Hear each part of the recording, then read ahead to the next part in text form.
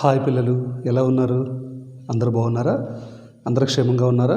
శుభం. పిల్లలు 10th class ప్రథమ భాషకు సంబంధించి 8వ పాఠము లక్ష్య సిద్ధి, అంటే లక్ష్యము నెరవేరినటువంటి రోజు.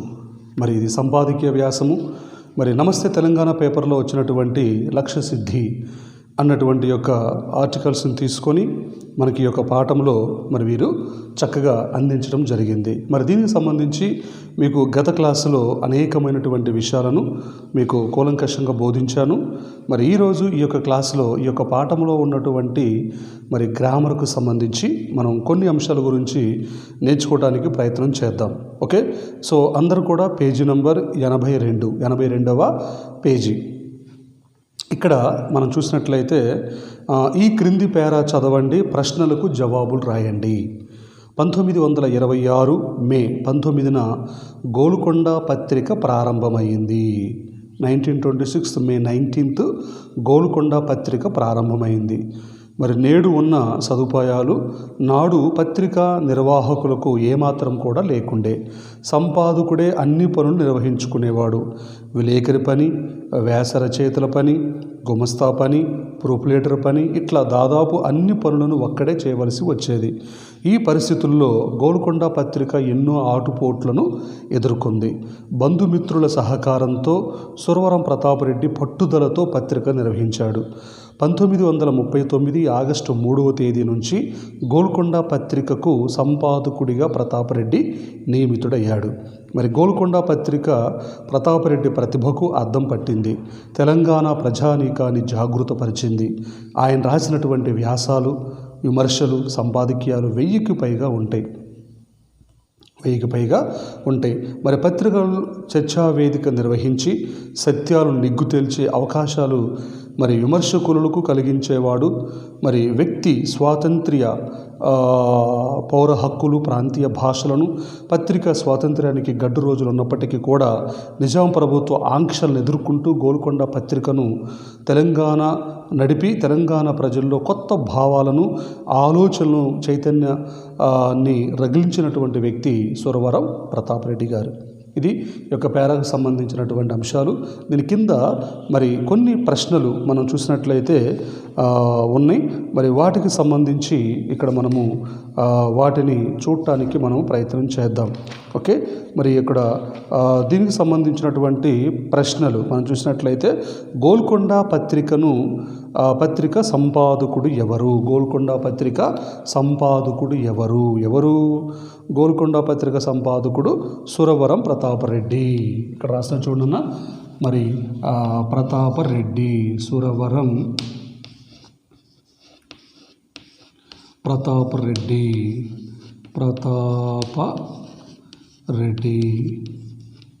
సో రెండో ప్రశ్న, సెకండ్ ప్రశ్న చూడండి పిల్లలు. నాటి పత్రికా సంపాదకులు ఏ పనులు చేసేవారు? నాటి పత్రికా సంపాదకుడు అన్ని పనులు చేసేవారు. విలేకరి, గుమస్తా, ప్రూఫ్ లీడర్. విలేకరి, ప్రూఫ్ లీడర్, గుమస్తా మొదలైనవి. ఓకే, సో థర్డ్ వన్, మూడవ ప్రశ్న చూసినట్లయితే మూడో ప్రశ్న చూడన్న ఏముంది ఇక్కడ? మూడవ ప్రశ్న, ప్రతాపరెడ్డి గోల్కొండ పత్రిక ద్వారా ఏం చేశాడు? మరి ప్రతాపరెడ్డి 1000కి పైగా వ్యాసాలు, విమర్శలు, సంపాదకీయాలు రాశాడు. ఈయన పత్రికలో చర్చా వేదికలు నిర్వహించి సత్యాలను నిగ్గు తేల్చే అవకాశాలను విమర్శకులకి కలిగించాడు. మరి ఇవన్నీ కూడా మీరు పారాగ్రాఫ్ చూసి రాయండి. గోల్కొండ పత్రిక వల్ల తెలంగాణ ప్రజలకు కలిగినటువంటి ప్రయోజనం ఏంటి? గోల్కొండ పత్రిక వల్ల ప్రజల్లో కొత్త భావాలు, ఆలోచనలు, చైతన్యాన్ని రగిలించింది. పై పేరాకు ఒక పేరు పెట్టండి. గోల్కొండ పత్రిక ప్రతాపరెడ్డి సంపాదకత్వం. గోల్కొండ పత్రిక ప్రతాపరెడ్డి సంపాదకత్వం అని చెప్పి మనం వీటికి మరి టైటిల్గా పెట్టవచ్చు. ఓకేనన్నా? మీరు అక్కడ నేను పెద్ద ప్రశ్న కాబట్టి రాయలేకపోతున్న బోర్డు మీద మీరు వాటిని అక్కడ చూసి రాయండి. పేరాగానే కదా, ఆన్సర్ కూడా నేను చెప్పాను, రాయండి. ఒకసారి మళ్ళీ చూసుకోండి. గోల్కొండ పత్రిక సంపాదకుడు ఎవరు? గోల్కొండ పత్రిక సంపాదకుడు సురవరం ప్రతాపరెడ్డి. రెండవది, నాటి పత్రికా సంపాదకులు ఏ ఏ పనులు చేసేవారు? నాటి పత్రికా సంపాదకులు అన్ని పనులు నిర్వహించేవారు. విలేకరి పని, వ్యాసరచయితల పని, గుమస్తా పని, ప్రూఫ్ లీడర్, ఇలా దాదాపు అన్ని పనులు కూడా ఒకరే చేసేవారు. మరి ప్రతాపరెడ్డి గారు గోల్కొండ పత్రిక ద్వారా ఏం చేశాడు? ప్రతాపరెడ్డికి 1000కి పైగా వ్యాసాలు, విమర్శలు, సంపాదకీయ వ్యాసాలు మరి ఎన్నెన్నో రాశాడు. ఈయన పత్రికల్లో చర్చా వేదిక నిర్వహించి సత్యాలు నిగ్గు తేల్చే అవకాశాలు, విమర్శలు కలిగించాడు. గోల్కొండ పత్రిక వల్ల తెలంగాణ ప్రజలకు కలిగినటువంటి ప్రయోజనాలు ఏంటి? గోల్కొండ పత్రిక తెలంగాణ ప్రజల్లో కొత్త భావాలను, ఆలోచనలు, చైతన్యం రగిలించింది. మరి ఈ యొక్క పేరాకి ఒక శీర్షిక పెడతామంటే గోల్కొండ పత్రిక ప్రతాపరెడ్డి సంపాదకత్వం అని మనము మరి దీనికి టైటిల్ పెట్టవచ్చు. ఓకేనన్నా. నెక్స్ట్ ఇక్కడ మనకి సొంత వాక్యాలు ఉన్నాయి. తర్వాత పేజ్ చూడండి. ఇక్కడ చూసినట్లయితే పదజాలము. ఈ క్రింది పదాలకు సొంత వాక్యాలు రాయండి. ముసురుకొను అంటే చుట్టుకొను. ముసురుకొను అంటే అర్థమైందన్నా? ముసురుకొను అని అంటే చుట్టుకొను. ఇక్కడ రాసి చూడండి. ముసురుకొను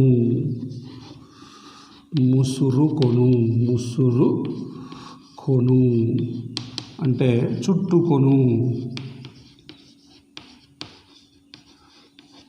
ముసురుకొను అంటే చుట్టుకొను. నెక్స్ట్ది ముసురుకొను అంటే ఏంటన్నా? చుట్టుకొను. మామిడి పండుపై ఈగలు ముసురుతున్నాయి. మామిడి పండుపై ఇక్కడ రాసినట్లయితే మామిడి పండుపై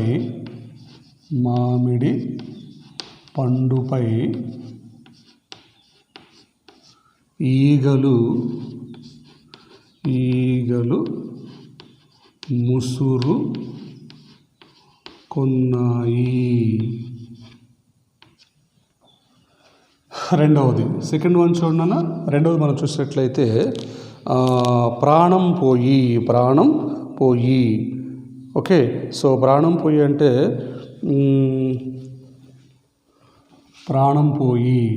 మరణించే వారికి డాక్టర్లు ప్రాణం పోస్తారు. సో మూడోది చూడండి పిల్లలు. మూడవది ఏముంది ఇక్కడ? గొంతు వినిపించు అంటే పాట పాడి నా గొంతు వినిపించమని ప్రేక్షకులంతా నన్ను అడిగారు. గొంతు వినిపించు. మా అమ్మ చదవమని గొంతు వినిపించమని చెప్పింది. సో ఫోర్త్ వన్, నాలుగోది చూడండి పిల్లలు. నాలుగోది ఏముంది ఇక్కడ? యజ్ఞం. దేశం బాగుండాలని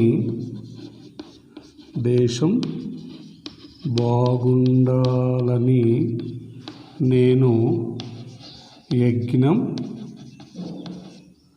చేశాను. ఓకేనన్నా. సో ఇవి ఈ యొక్క పాఠంలో ఉన్నటువంటి సొంత వాక్యాలకు సంబంధించినటువంటి పదాలు. నెక్స్ట్ ఇక్కడ చూడండి పిల్లలు. ఈ క్రింది పదాలకు పర్యాయ పదాలు రాసి మరి వాటితో వచ్చే వాక్యాల గురించి రాయండి. గుర్తు, స్ఫూర్తి. ఓకేనా. ఇక్కడ మనం చూసినట్లయితే వాటితో వచ్చే వాక్యాలు కూడా ఇక్కడ రాయాలి మనము. ఇక్కడ చూడండి. తారలు, చుక్కలు, నక్షత్రాలు. మరి ఇక్కడ వాడే ఇచ్చాడు. నక్షత్రాలు మల్లెలు విరబూసినట్లుగా ఎంతో అద్భుతంగా ఉన్నాయి. రెండవది జ్ఞాపకం, జ్ఞప్తి, స్మృతి. ఒకటి. రెండవది మనం చూసినట్లయితే ఇక్కడ ఏమిచ్చాడు? జ్ఞాపకం,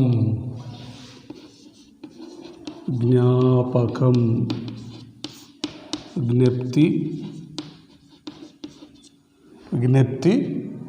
రెండవది స్మృతి.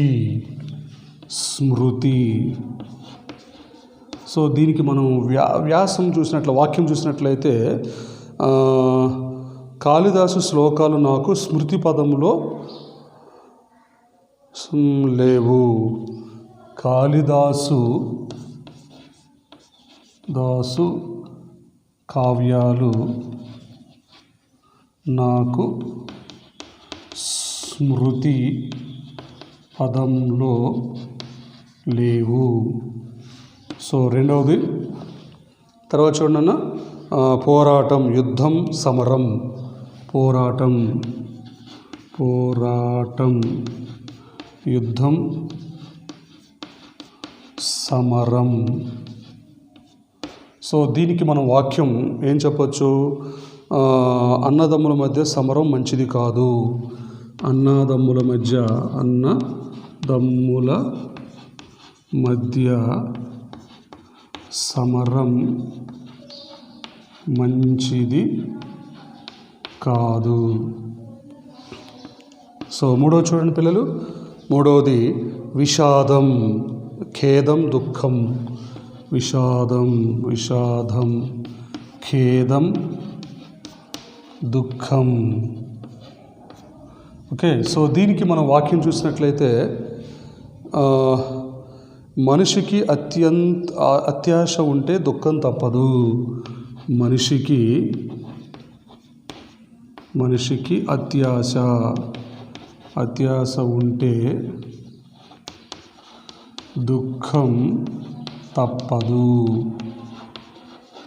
రైట్.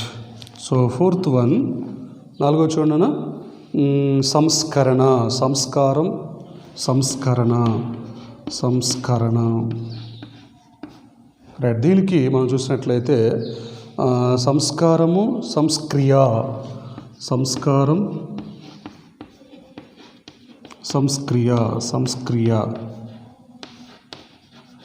సో దీనికి మనం వాక్యం చెప్పొచ్చు అంటే, దేశాభివృద్ధికి ఉత్తమ సంస్కారాలు అమలు చేయాలి. దేశాభివృద్ధికి సంస్కరణలు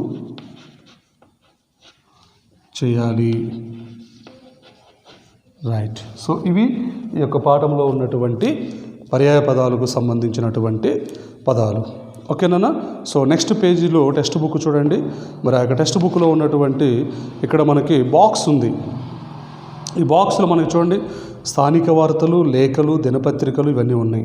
మీరు అక్కడ ఏం చేస్తారంటే స్థానిక వార్తలు, మరి దీనికి సంబంధించి నేను కొన్ని మీకు కీలకమైన అంశాలు చెప్తూ ఉంటాను, మీరు గుర్తుపెట్టుకొని అక్కడ రాసుకోవడానికి ప్రయత్నం చేయండి. స్థానిక వార్తల పైన మరి నేరము, రాజకీయము, ప్రమాదాలు, ఉద్యమాలు, మరి యువతల వ్యవసాయ సమాచారం, పంటలు, ఋతుపవనాలు, ధరలు, రుణమాఫీ, విద్యా సమాచారం.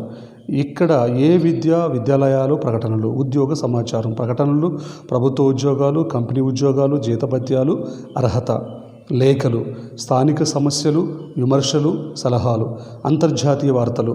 అంతర్జాతీయలో మార్కెట్, యుద్ధాలు, ఉద్యమాలు, నూతనావిష్కరణలు, జాతీయ వార్తలు, విదేశీ దౌత్యము, పార్లమెంటు, మోసాలు, రాజకీయం, మార్కెట్, యుద్ధాలు, ఉద్యమాలు. సో ఈ విధంగా మనము మరి ఆ బాక్స్కి సంబంధించిన దాన్ని మీరు రాయవచ్చు. నెక్స్ట్ చూడనా, ఈ క్రింది ప్రత్యక్ష కథన వాక్యాలకు పరోక్ష కథనంలోనికి మార్చండి. మనం ఇక్కడ చూసినట్లయితే ఇక్కడ మొత్తం మనకి కొన్ని ఉన్నాయి, మనం వాటిని జాగ్రత్తగా చూద్దాం. చూడండి, ఇక్కడ రాజకీయ పార్టీల వారు జనానికి తక్షణం కావలసింది కడుపు నిండా తిండి, కంటి నిండా నిద్ర అని ఎన్నికల ప్రణాళికలో ప్రకటించారు. ఇది ప్రత్యక్ష కథనం. సో డైరెక్ట్లో ఉంచినప్పుడు కొటేషన్లో అవన్నీ పోతాయి. మరి ఇక్కడ చూడండి, రాజకీయ పార్టీల వారు జనానికి కావలసింది కడుపు నిండా తిండి, కంటి నిండా నిద్ర అని ఎన్నికల ప్రణాళికల్లో ప్రకటించారు అని రాయాలి. సుదీర్ఘకాలం అణిచివేయబడిన జాతి తన ఆత్మ గొంతు వినిపిస్తుంది అని నెహ్రూ అన్నాడు. ఇది ప్రత్యక్ష కథనం. దీన్ని పరోక్ష కథనం మారిస్తే సుదీర్ఘకాలం అణిచివేయబడిన జాతి ఆత్మ తన గొంతు వినిపిస్తుందని నెహ్రూ అన్నాడు. ఓకే, మరి పరిపాలన రంగంలో సంస్కరణలు ప్రవేశపెట్టడం అవసరమని ముఖ్యమంత్రి ప్రకటించాడు. దీన్ని మనం రాసినట్లయితే పరిపాలనా రంగంలో సంస్కరణలు ప్రవేశపెట్టడం అవసరం అని ముఖ్యమంత్రి ప్రకటించాడు. ఓకే, పరిపాలన దగ్గర నుంచి అని, అవసరం వరకు కొటేషన్లో ఉండాలి. ఓకే, నెక్స్ట్ చూడండి అన్న, పరోక్ష రూపం. సమాజాన్ని సంక్షేమ పథకాల రూపంలో ఆదుకోవటం తప్పనిసరని మేధావులు నిర్ణయించారు. ఇది పరోక్ష వాక్యం. ప్రత్యక్ష కాలంలో మార్చేటప్పుడు కొటేషన్ పెట్టాలి. చూడండి, సమాజాన్ని కొటేషన్లో సంక్షేమ పథకాల రూపంలో ఆదుకోవటం తప్పనిసరి, కొటేషన్ ఎండ్ అని మేధావులు నిర్ణయించారు అని రాయాలి. నెక్స్ట్ చూడండి, తెలుగులోనే రాయండి అని, తెలుగే మాట్లాడండి అని టీవీ ఛానల్లో ప్రసారం చేశారు. దీన్ని ప్రత్యక్షంలోకి మారిస్తే కొటేషన్ స్టార్ట్, తెలుగులోనే రాయండి, తెలుగే మాట్లాడండి అని టీవీ ఛానల్లో ప్రసారము చేశారు. టీవీ ఛానల్లో ప్రసారము చేశారు అని చెప్పి ఈ విధంగా మనము మరి వాటికి సంబంధించి రాయటానికి ప్రయత్నము చేయవచ్చు.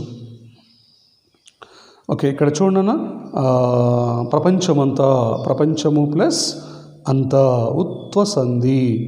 ప్రపంచము ప్లస్ అంతా,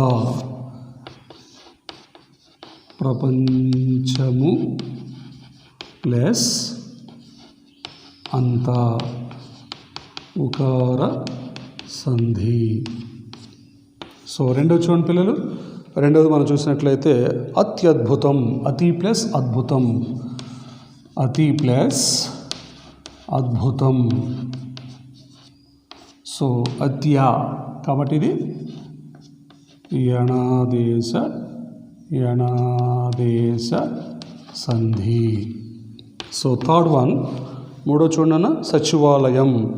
సచివ ప్లస్ ఆలయం, సచివ ప్లస్ ఆలయం, సవర్ణ దీర్ఘ సంధి.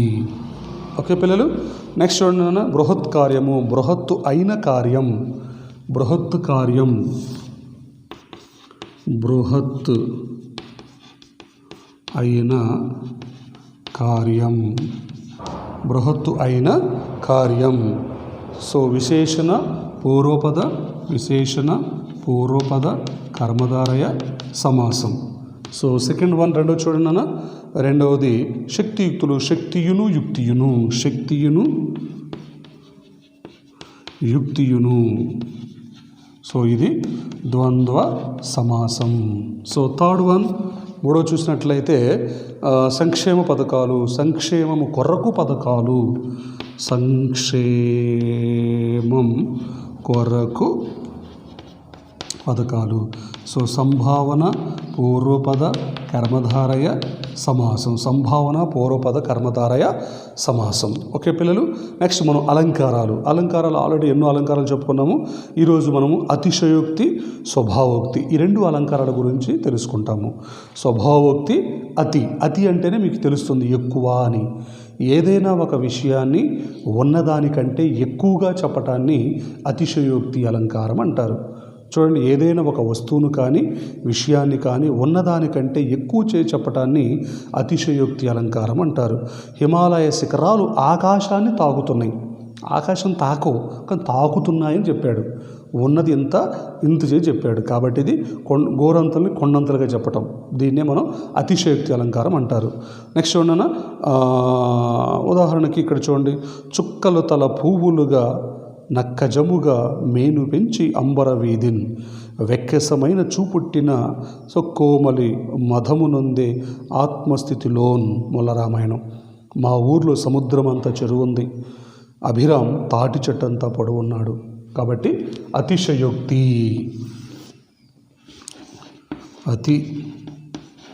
అతిశయోక్తి. ఉన్నదానికంటే ఎక్కువగా చెప్పటం, మా ఊరి చెరువు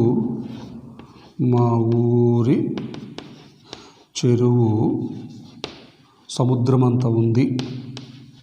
సముద్రం అంతా అంటే ఊరు చెరువు పెద్దది కానీ సముద్రం అంతా ఉండదుగా, కానీ సముద్రంతో పోల్చాడు. కాబట్టి దీన్ని అతిశయోక్తి అలంకారం అని అంటారు. రెండవది చూడండి, స్వభావోక్తి అలంకారం. రెండవది మనం చూసినట్లయితే స్వభావోక్తి. స్వభావోక్తి అని అంటే స్వభావోక్తి అంటే ఏదైనా ఒక విషయాన్ని ఉన్నది ఉన్నట్లుగా చెప్పటం, ఏదైనా ఒక విషయాన్ని ఉన్నది ఉన్నట్లుగా చెప్పటాన్ని స్వభావోక్తి అలంకారం అంటారు. విషయాన్ని ఉన్నది ఉన్నట్లుగా చెప్పటం, విషయాన్ని ఉన్నది ఉన్నట్లుగా చెప్పటం. ఓకేనా? ఏదైనా ఒక విషయాన్ని ఉన్నది ఉన్నట్లుగా చెప్పటాన్ని స్వభావోక్తి అలంకారం అని చెప్పి అంటారు. చూడండి, జింకలు బిత్తర చూపులు చూస్తూ చెవులు నిగిడ్చి చెంగు చెంగున ఎగురుతున్నాయి. జింకలు ఇక్కడ రాసిన చూడండి, జింకలు చెవులు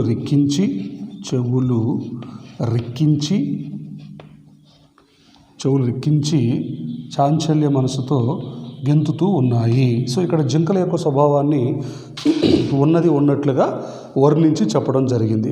ఇక్కడ చూడండి, ఉదాహరణ టెక్స్ట్ బుక్లో పేజ్ నెంబర్ 86లో జింకలు బిత్తర చూపులు చూస్తూ చెవులు నిగిడ్చి చెంగు చెంగున గెంతుతున్నాయి. పై వాక్యములో అలంకారాన్ని గుర్తించండి అని అడుగుతాడు. ఇది ఏ అలంకారం? స్వభావోక్తి అలంకారము.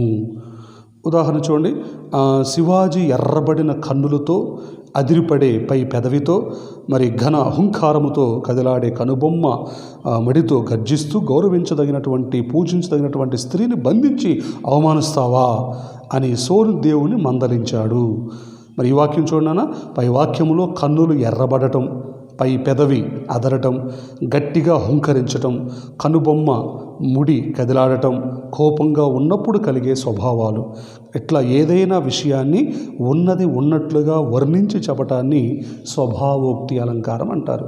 పిల్లలు, ఈరోజు మనం 2 అలంకారాలు చెప్పుకున్నాము. ఒకటి అతిశయోక్తి అలంకారము, స్వభావోక్తి అలంకారం. అతిశయోక్తి అంటే ఏదైనా ఒక విషయాన్ని ఉన్నదానికంటే ఎక్కువగా వర్ణించి చెప్పటం. హైదరాబాదులోని నగరాలు, బిల్డింగ్స్ ఆకాశాన్ని తాకుతున్నాయా అన్నట్లుగా ఉన్నాయి.